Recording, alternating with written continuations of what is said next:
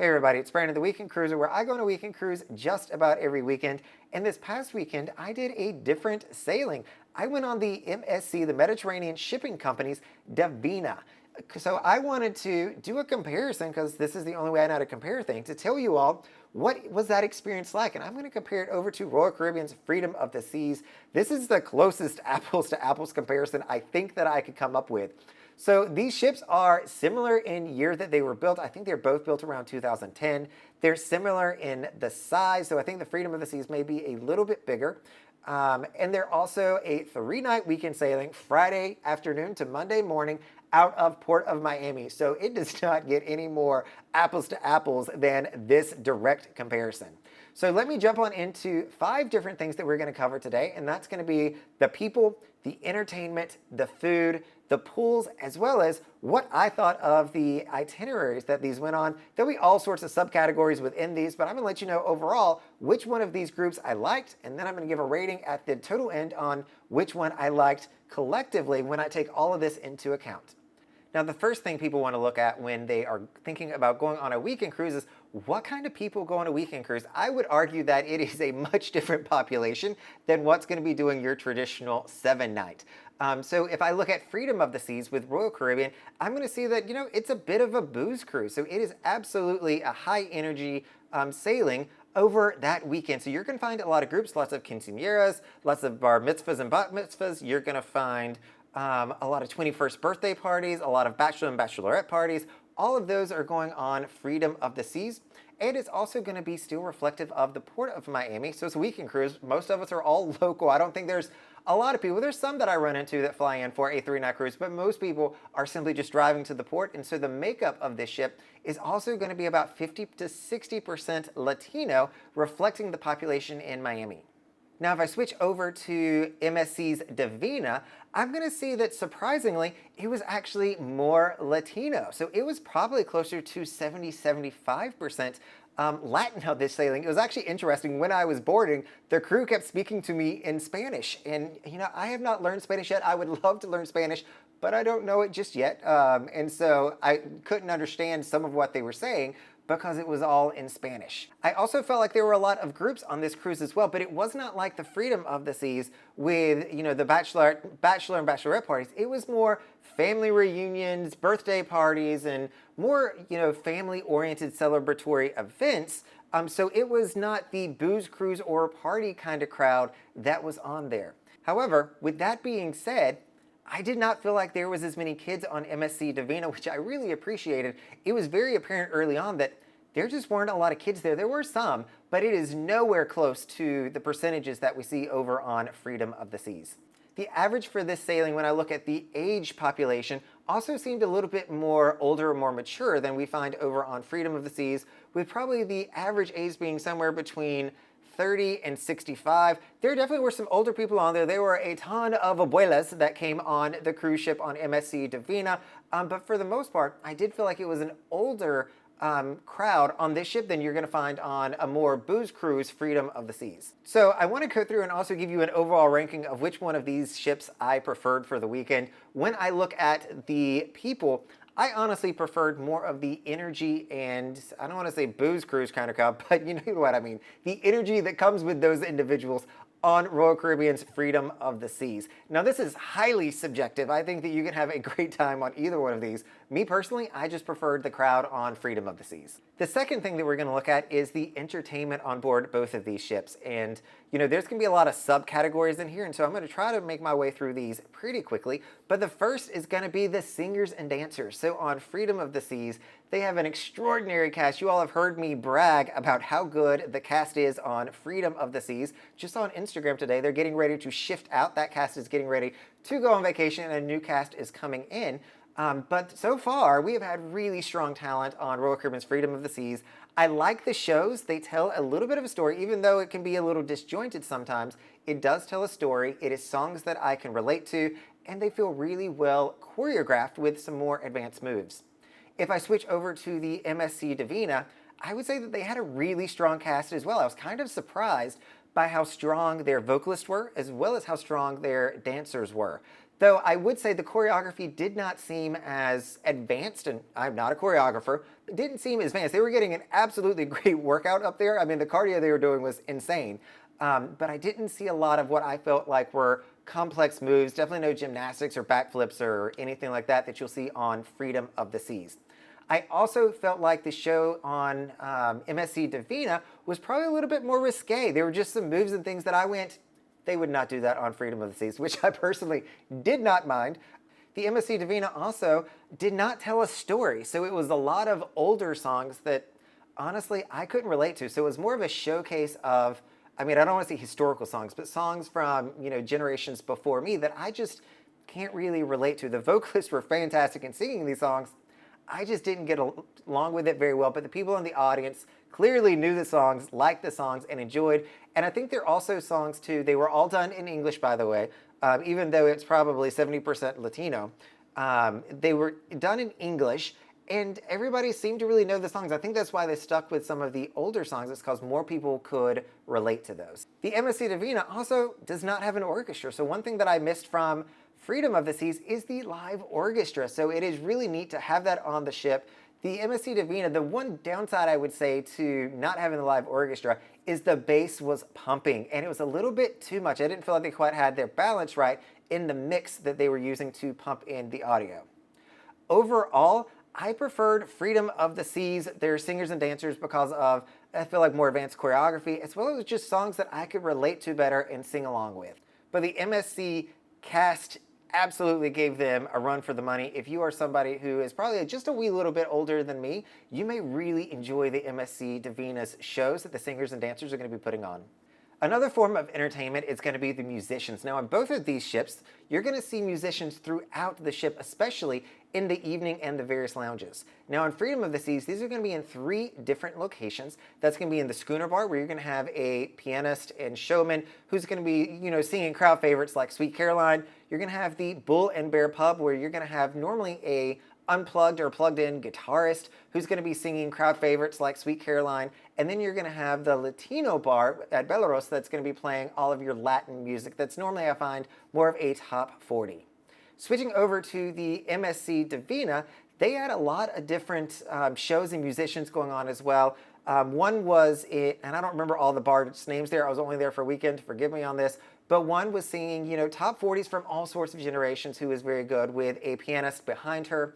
You had a smaller group of 4 individuals that would have more of a low-key lounge kind of vibe going on, and then you would normally have a pianist in their Centrum equivalent in the main part of the ship throughout the day and evening that you could relax to and listen in on.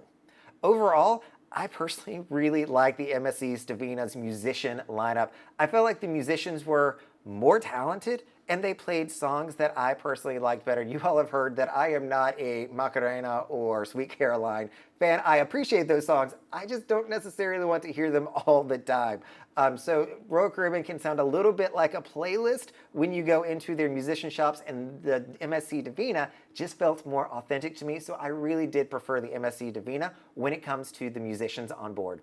When we talk about another form of entertainment, it is the cruise staff. So there are different events that you have the cruise staff on board both Royal Caribbean's Freedom of the Seas and the MSC Divina putting on. On Royal Caribbean ship, you're going to have sail-away parties, you're going to have trivia, you're going to have majority rules. On the MSC Divina, you're going to have a sail-away party, you're going to have trivia, you're going to have majority rules. It honestly felt a little bit like deja vu from how the cruise staff was working on both of these ships. So if you're looking at cruise staff to make your decision, this is absolutely a tie. I could see absolutely no difference between the 2 ships in what they offered, how they're engaging the crowd. They both seem to do a really good time, but it was the same things. Now, the third thing that I'm going to talk about is going to be the food options on board the ship. I know this is something that us cruisers take very seriously, is our food on board the cruise ship. And I've heard some feedback on MSC's food, so I'm excited to come and share with you some of my thoughts on the food on MSC. Now, when I look at Royal Caribbean's food, I'm going to start with the buffet here. It's going to be a single entrance, and then it's going to break out into multiple lines, 2 different sections, where the food options are going to be the same.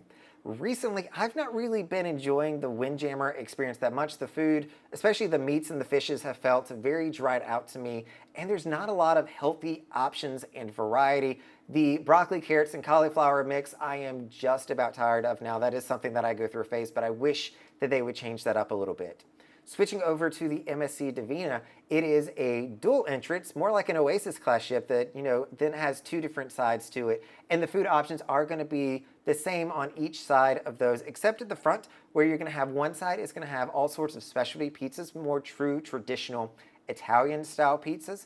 And then on the other side is where you're going to have your meats that are going to go with your meal.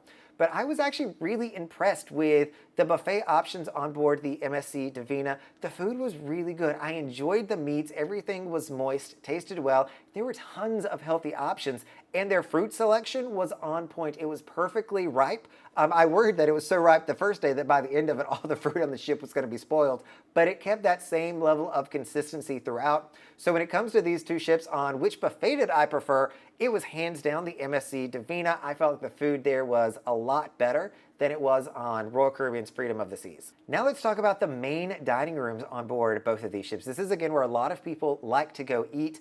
On Freedom of the Seas, you're gonna have your main dining room.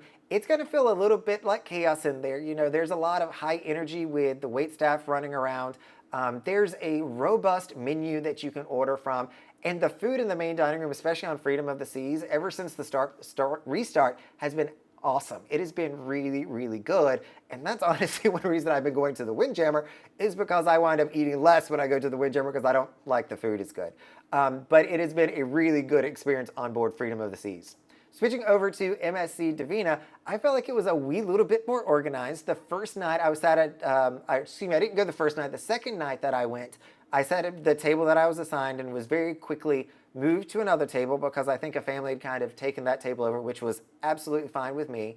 It did not seem as like the waitstaff was running around as much, but it still seemed like a more organized version of chaos, if you will. So there was still some running around going on. They felt like they were figuring it out.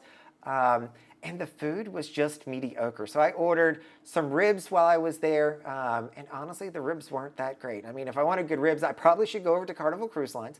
But in this case, the food was just all right. Like, it wasn't bad, but it wasn't as good as Freedom of the Seas by any stretch. So with this one, the main dining room, I absolutely preferred Royal Caribbean's Freedom of the Seas over MSC's Divina. Specialty restaurants on board these two ships are also very, very different. So the Royal Caribbean's Freedom of the Seas is going to have tons of specialty restaurants. You're going to have Azumi, sushi, and hibachi. You're going to have Chops. You're going to have Johnny Rockets. You're going to have Giovanni's. You're going to have Ben & Jerry's. There's a lot of different food options that you're going to have on board the Freedom of the Seas, and they are all very, very good. Switching over to the MSC Divina, they had two options, technically three options. You're going to have their Butcher's Block, you're going to have the Galaxy Sushi, and you're going to have their gelato shop. So I only had the opportunity, it was a weekend cruise, I only ate at the Galaxy Sushi, and it was a really good experience. I had Sellaway, I had a great seat. I loved the venue on being able to see out over the pool deck. It was really good, but simply because there are so many more specialty options on board the Freedom of the Seas, I'm going to prefer going there versus being locked into just two specialty ones. The redeeming factor on this for the MSC Divina is their gelato shop was absolutely fantastic. So I had the mascarpone gelato mixed in with a key lime gelato as well. I think it was, I had the key lime gelato, I'm getting my words totally mixed up here. I had the mascarpone gelato mixed in with the passion fruit sorbet. It was a stellar combination. So I highly recommend the gelato on board the MSC Divina, even though overall I like the Freedom. Let's talk pools now on board the ship as the fourth kind of category here. If you were going on a weekend cruise, you were going to want a lot of sunshine. And so on the Royal Caribbean Freedom of the Seas, you are going to have your main two pools in the center section of the ship. That's going to be the home base for most folks, and it's going to be a little bit on the crowded side because everybody is going to that location. You're then going to have the solarium, where it's going to be a little bit more quiet and more relaxing during the day. It's also traditionally enclosed, so it might be a wee little bit warmer. And one other thing that I'm going to call out on the pool section is the towels. So towels on the Freedom are a blue color. They're like a light blue, and you need to check those out. And so you're returning those when you are done with them. Switching over to the MSC Divina, they had 3 different pool options. You are going to have the main pool in the center of the ship, which was, one hangout spot, but I didn't feel like it was the main hangout spot.